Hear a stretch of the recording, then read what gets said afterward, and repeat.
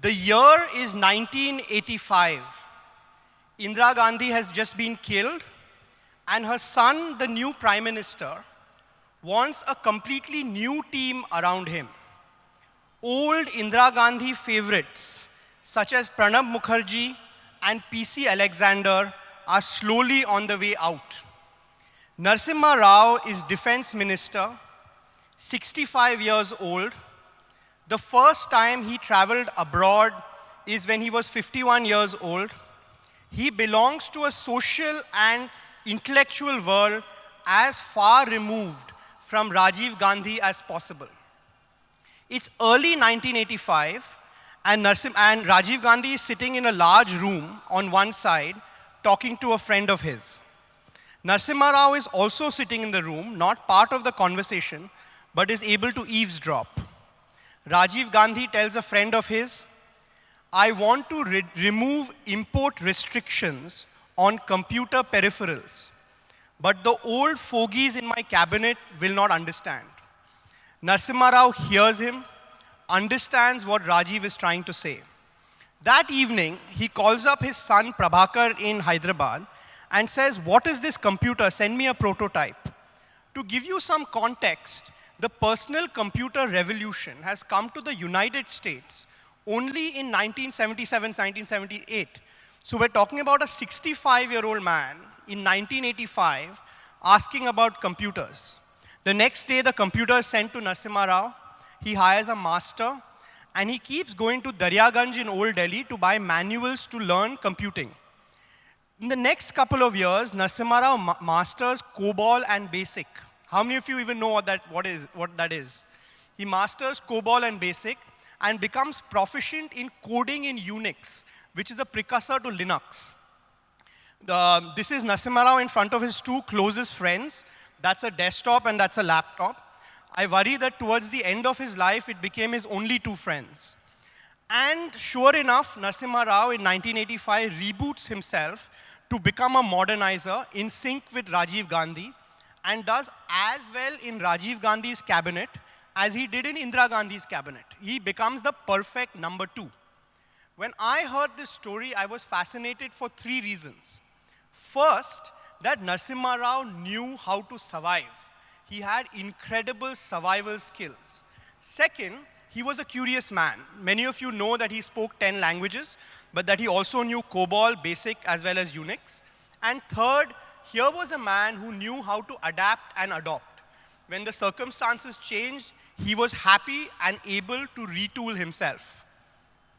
I began working on this book in early last year. I signed a contract with Penguin in January 2015. And I did a lot of secondary research. So in academia, before you come out with your book, you got to read what everybody else has written on the subject.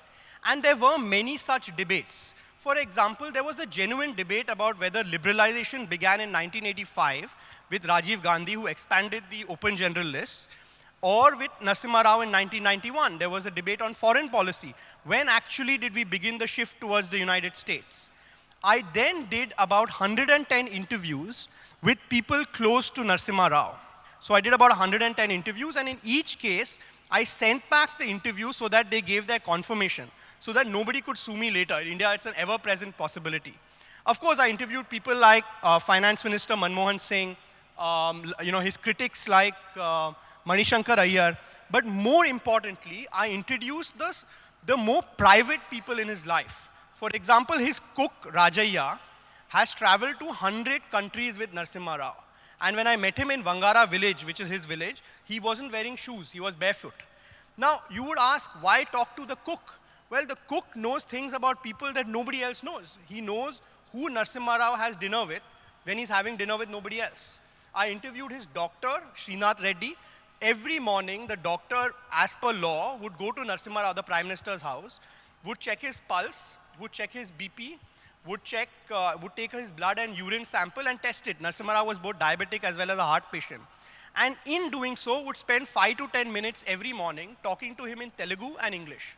He had an incredible source of information. Like just before seeing Bill Clinton in 1994, a nervous Narasimha Rao was sweating and redrafted his speech several times.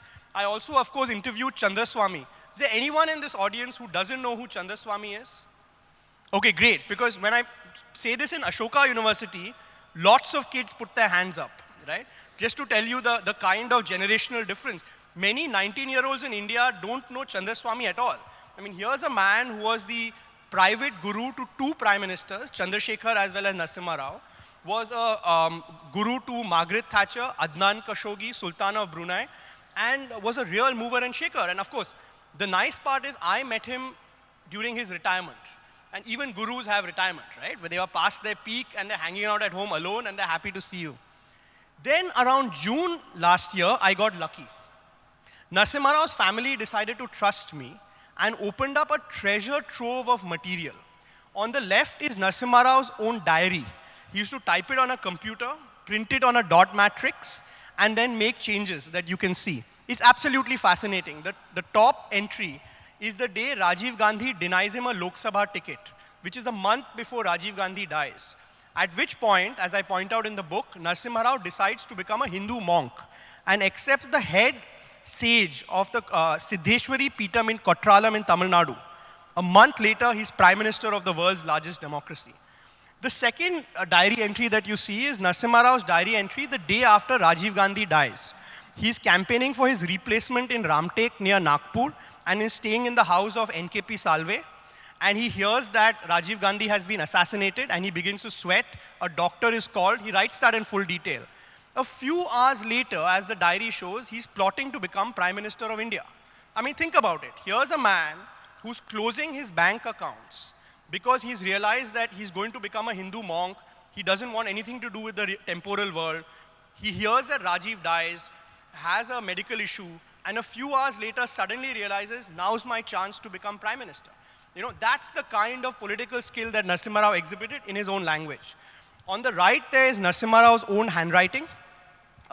He was a consummate draftsman. By some account, every single piece of Congress documents that was drafted between 1976, when Narasimha Rao becomes General Secretary, and 1996, when Sitaram Yechuri eases him out as Congress President, was actually drafted by Narasimha Rao.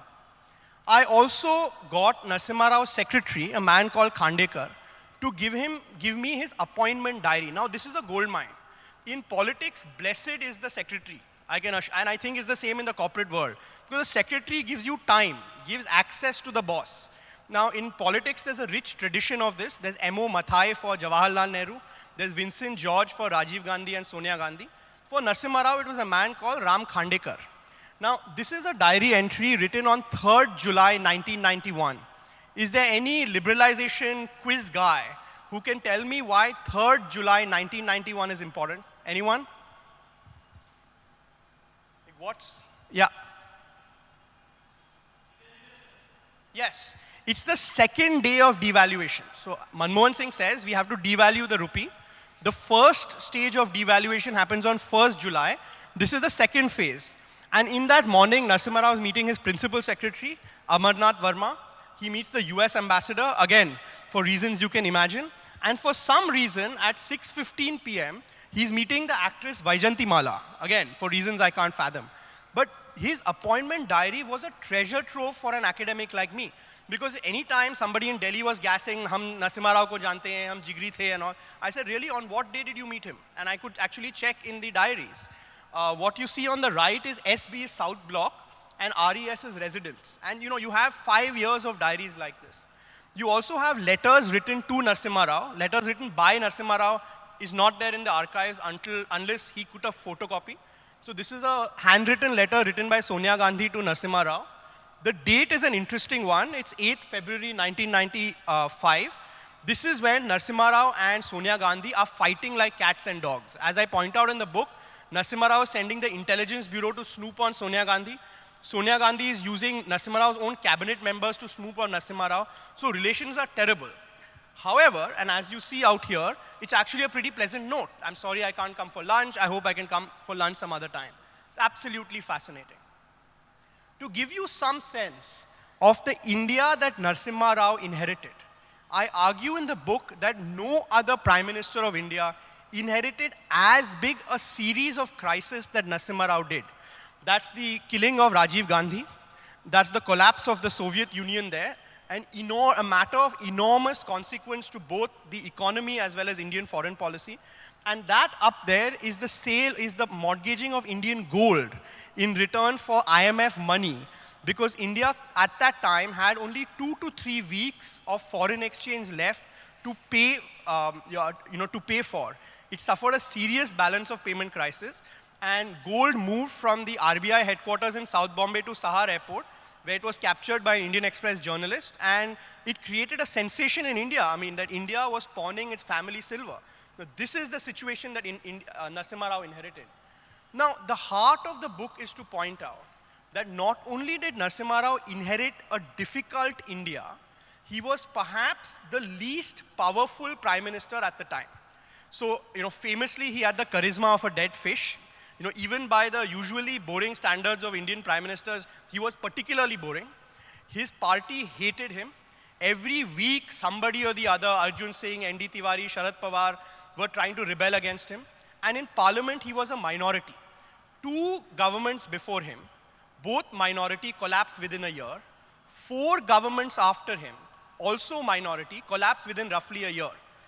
That Narasimha Rao survived itself is a miracle. That this man was able to not just survive but transform India is nothing short of political genius. Now, throughout the book I ask, how did Narasimha Rao do this? How did a man without power achieve the kind of transformation he did? Well, the basic point I make in the book is that Narasimha Rao was a man who understood political situations. He knew his own weaknesses as well as the weaknesses of his enemies. And he was able to play lion, mouse, or fox as the situation demanded. Narasimha Rao knew when to win. He knew when to lose. For example, he refused to do PSU disinvestment. He refused to fire a single public sector worker because he knew if he did that, the unions would protest and he may lose his job. And he knew when to lie and cheat. I mean, he knew that very well. How did this happen? Like, how did Narasimha Rao have these qualities? Again, to put it very quickly. Well, the first reason was that, and this is a reason that applies for leadership everywhere. It's not just for politics. The first reason was that Narasimha Rao was a uniquely experienced leader. He was only one of 3 prime ministers who had been chief minister as well as union minister before becoming prime minister. Compare that to Narendra Modi, who understands how the states work, he understands how Gujarat works, but he had never held a job in Delhi before he became prime minister. Or contrast that with the Nehru Gandhis, who know how Delhi works, but have no idea how the states work. So issues like education, health, police, which are all state subjects, they simply have no clue. Narasimha Rao had that. He'd also held a variety of ministries: law, Hindu endowments, education, health, foreign affairs, defense. So the first lesson of leadership from Narasimha Rao is that experience matters. A diversity, a variety of experience makes you a better leader. And in the age of Trump, I think this can't be stressed enough. The second quality that Narasimha Rao had that made him an effective leader was that he spied on everybody. He had information on his friends, on his enemies, on his rivals. He used the intelligence bureau against everybody, and my book quotes it in detail. And I just had a talk with the IB head at the time, M.K. Narayanan, who did not dispute what I was saying, just to let you know. He didn't agree, but he didn't dispute it. And he also relied on men like Chandraswamy, rivals within his own party, and kept talking to them to gain information. To give you one example, I found an interesting document in his archives. It's dated 1995. Narasimha Rao at the time is facing rebellion within the Congress party by Arjun Singh and N.D. Tiwari. The document goes on to say, today morning, Arjun Singh bought 5 acres of land outside Bhopal. This is a photocopy of the land document, title document. This is a photocopy of the bank account. Can you imagine? The Prime Minister of India is keeping tabs on what a rival of his is buying outside Bhopal. That is Narasimha Rao. Now, we made a lot of jokes on him, when in doubt, pout, analysis until paralysis. He would never speak, but boy, would he listen. And the world of Narasimha Rao was a world in which he kept tabs on everyone. He had information on friends, on mistresses, on enemies, on everybody. The third quality that made Narasimha Rao unique was that he was a complicated man. At one level, he was a man of action. That's Narasimha Rao on the top, introducing land reforms in Andhra Pradesh, the strongest that they ever were. He's heading the nuclear program on the bottom. So he was a man of action, and as I point out in the book, when it came to liberalization, delicensing, he could act very quickly. But he was also a man of thinking. He was a man of thought. So that's Narasimha Rao in his favorite position. He's wearing a lungi and he's reading. And there on the right, he's reading an academic article sent to him by a professor from the US, and he's making detailed notes on the left, trying to link the reality of politics that he was experiencing with what he read in the book. So he had a bit of the philosopher king about him. He was also a contradictory personality within. So to give you an example, he had a very difficult family life. So that's him at age 20 on top. He's holding his eldest son. He and his eldest son had a falling out. They didn't speak for 20 years.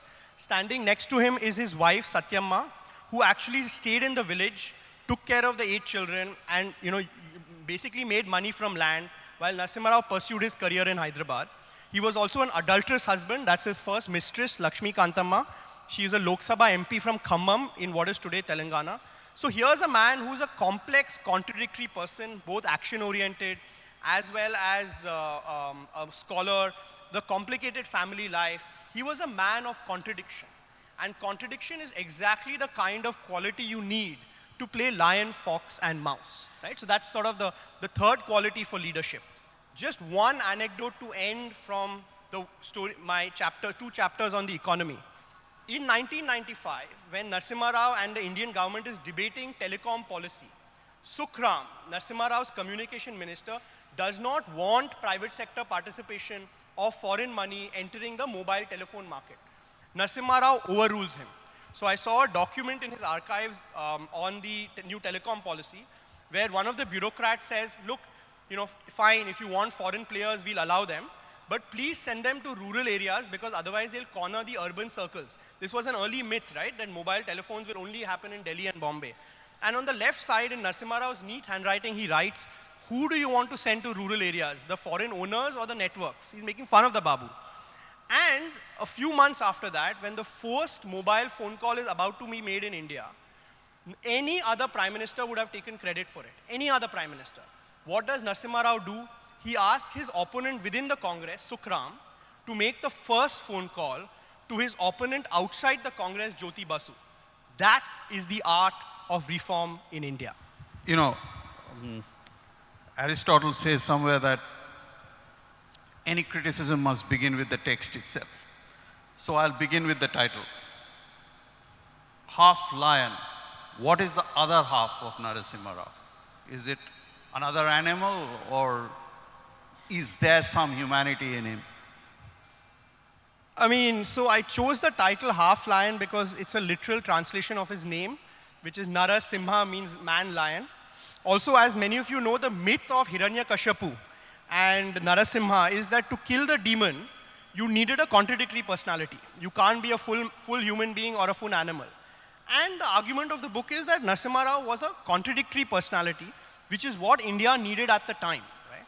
Now, that said, was there any part of him that was a human being? I don't know.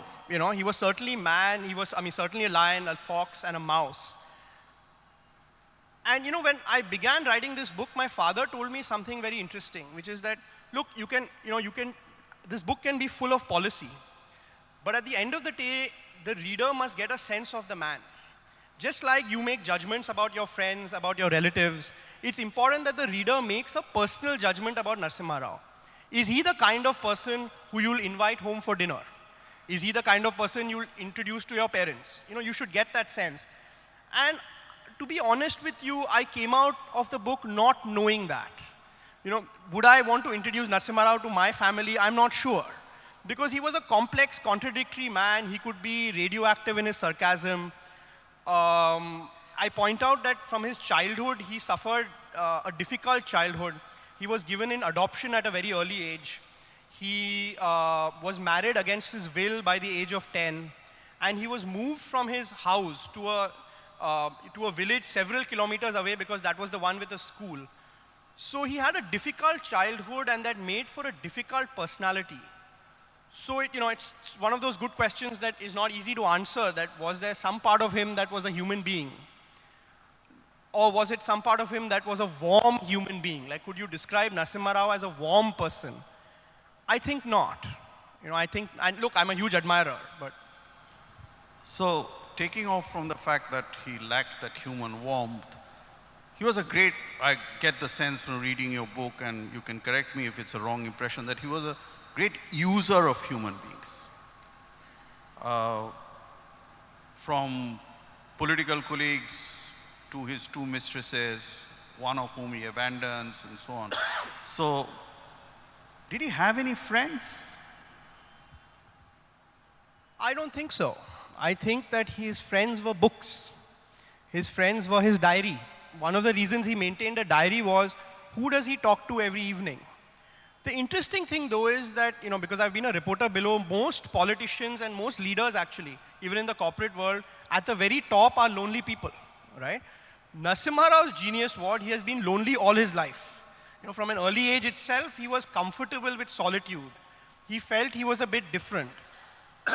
And that actually turned out to be a political virtue. Now, in the Congress system, this from the 50s to at least the 70s, 80s, it was faction-led. In every state, there were 3 or 4 factions, and the high command would basically encourage having multiple factions so that they'd cut each other down to size. You see that even today in Congress. Narasimha Rao was a man with no factions, right? He had no friends in the party, he had no loyalists, nothing. But Narasimha Rao's genius is to realize that in politics, if you have no friends, you're also likely to have no enemies.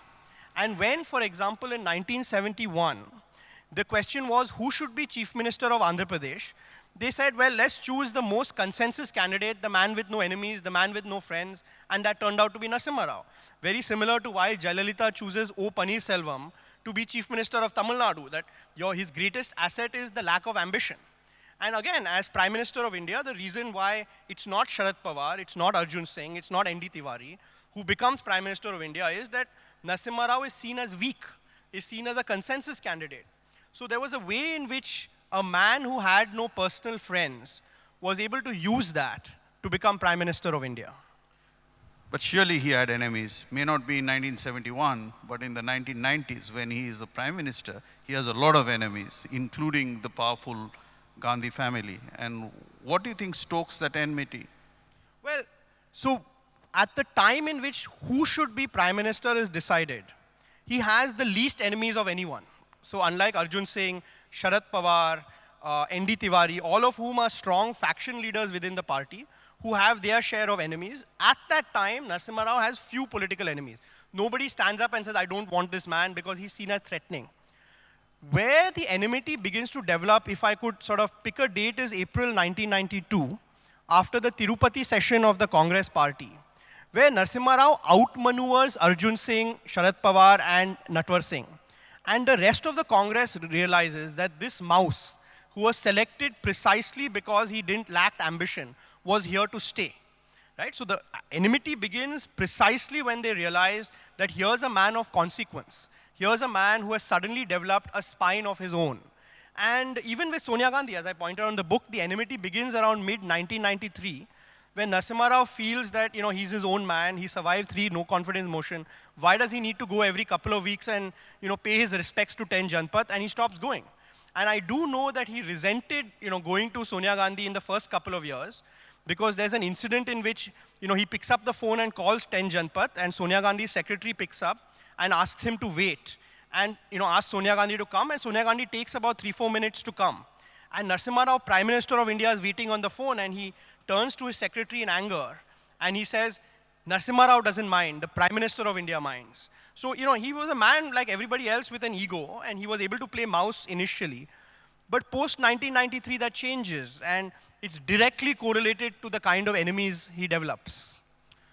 So, in the construction of the narrative of Narasimha Rao's life, very justifiably, you place a lot of reliance on the diaries that he wrote. I mean, as I said, it's a treasure trove. Any biographer would leap at that. But Churchill very famously said, I know who is going to be the hero of the history of the Second World War because I'm going to write it. So was Rao, in keeping those diaries for the 5 years of his prime ministership, really carving out a niche for himself in history? How much of that those diaries are actually very close to reality? No, it's a very good question. Was he keeping diaries so that someone like me would find it and present a flattering view? And is it an accurate view of history? And, forget Narasimha Rao, even when I was interviewing these 110 people, it was an issue, right? Because of course there used to be people who would outright lie. But even when you don't lie, you are always the hero of your own story, right? So you'll always subtly change an event so that you come across looking good. So frankly, if I ask all of you what happened today evening, there'd be 50 different accounts of what happened today evening, and each one will subtly reflect your own character. That's just human nature. So when it came to interviews, I tried to solve that by triangulating, having multiple interviews. On the same, so if there was a meeting, I would say, there were 3 people present, let's get all 3 of them, to interview, and then let's try to see what actually happened. In the case of Narasimha Rao, I was very worried that, yes, there is this diary, but, is he being honest? And, as you know, Ram Guha says that, autobiographies, in this case diaries, is the preemptive strike of the subject against biographers, right? That he's already written it. So even when it came to his diaries, I spent a lot of trying to ask people around him, look, this is what he says, is it true? And in some cases, it's not true, right? So to give you one example, which I quote in the book, soon after Rajiv Gandhi dies, Narasimha Rao wants to be Prime Minister or Congress President at the time, and the CWC chooses Sonia Gandhi instead. And Narasimha Rao is very angry. Now, as it turns out, Sonia Gandhi is a grieving widow and rejects it, says no, which is why Narasimha Rao gets it. But in the early days, when Sonia Gandhi has been asked to become Congress President, which is the precursor to Prime Minister, and Narasimha Rao doesn't know that, he's very angry. So he has a meeting with Arjun Singh. Now, the one version of that meeting is in Narasimha Rao's own diary. The other version of the meeting is in Arjun Singh's autobiography. And in Narasimha Rao's own diary, he said, I kept quiet, I didn't say anything, I was just nodding politely. But in Arjun Singh's autobiography, the same event is, Narasimha Rao was very angry when I mentioned Sonia Gandhi and said, is the Congress party like a train attached to the engine called Nehru Gandhi's, that it cannot move unless it is attached to that engine? Now, I present both sides, and I'm reasonably certain that the Arjun Singh view is slightly more likely than Narasimha Rao's. So, that certainly is an issue, that don't take these diaries at first face value. However, that said, I don't think Narasimha Rao was writing this to be discovered. In fact, it was accidental that I even discovered it. He was writing it because he was a lonely man. Like most of us have families we can go to in the evening and say, this is what I did in the day. Narasimha Rao lacked that. So he had a diary which he used to punch, and that would give him a sense of intimacy. So I don't think he fixed it so that someone like me could find it. Let me be a little impish. Was he that lonely? You have a description where at 11:30 or beyond midnight, somebody goes into Narasimha Rao's bedroom and actually finds Kalyani Shankar there. Well, I don't know. Yeah, so it's true. I mentioned this in the book. I also add that the room was open and they were listening to Hindustani music. Make what you want of that. So he certainly had female companions, confidants, and mistresses in his life. He certainly had that. But to what extent did he trust them completely, right? To what extent would he do what they said regardless of what he felt? I don't think so. I think even to his companions and confidants, there were things he never said. And he was always careful to compartmentalize his life. That, look, I have a private life, I have a public life. I don't think there was ever any one person who he treated as an equal friend. I don't think so. So I'm sure you'll go on to write many more books and of different kinds. This was your first book. Did you enjoy being a biographer? Was it an enjoyable thing, writing a biography of somebody like Narasimha Rao? Well, it's a good question. So Professor Mukherjee has written 2 biographies, to be clear. So he knows this subject very well. He's written one on Mangal Pandey, and he's written another one on the relationship between Bose and Nehru. So, both of which I read in preparatory, so I have a sense of. I think what draws me to the art of biography is that a lot of narratives come together in the personality of a human being. So I could have just told the story of the 90s, but you can go anywhere with that, right? This is the story of the 90s through the actions and eyes of one individual. So there's a way in which the story comes together. And I mean, again, this is the first biography I've done, and I'm not very old, so I don't have that kind of maturity. But I think what's fascinating about biography is how context and personality keeps mixing and merging. Narasimha Rao acted under, as all of us do, we all act under certain constraints. But even given those constraints, we're constantly fighting back against those constraints. We are exercising judgment, we're exercising choice. So that sort of tension between what is structurally determined, those actions that are outside our hands, and the few things in which we can actually make a difference, that is, I found that to be quite interesting, And, I also think one of the reasons the book has done well is that human beings like other human beings, right? That's why we love to gossip, that we're more than ideas, as all human beings were interested in other human beings. And if we can, if I can introduce the world of ideas through a human being, then it sort of makes it much more palatable, right? One parting provocation before I open it up for questions from the audience. In my view, independent India has seen two major instances of sectarian strife. 1984, the Sikh pogrom, and I use the word pogrom advisedly. And then, of course, 1992, the demolition of the Babri Masjid. Is it a coincidence that Narasimha Rao was heavily involved / implicated in both those incidents? So I thought about that question for a long time. So as you know, Narasimha Rao was Prime Minister of India on December 6, 1992, and was Home Minister of India during the Sikh riots. And as you know, the Delhi police report directly to the Home Minister. So is it a coincidence, or does it show a man who is pathologically communal? That's the core question, right? My book, I come to the definite judgment that it's a coincidence, right? That's not, I mean, Narasimha Rao made mistakes, but it's been a broadly Congress narrative to say that when it comes to Babri Masjid, blame the Prime Minister, but when it comes to the Sikh riots, don't blame the Prime Minister, blame the Home Minister. So to give you some context, when it came to the Sikh riots, and I talk about it in some detail in the book, Narasimha Rao as Home Minister knows exactly what is happening. He knows that there's a pogrom against Sikhs being planned, and as you know, about 4,000 Sikhs are killed in just 3 days, November 1st, 2nd, 3rd, of 1984, in the capital of India, in just one city. He knows exactly what is going on, but he gets a call in the evening about 6 p.m. from someone in the PMO.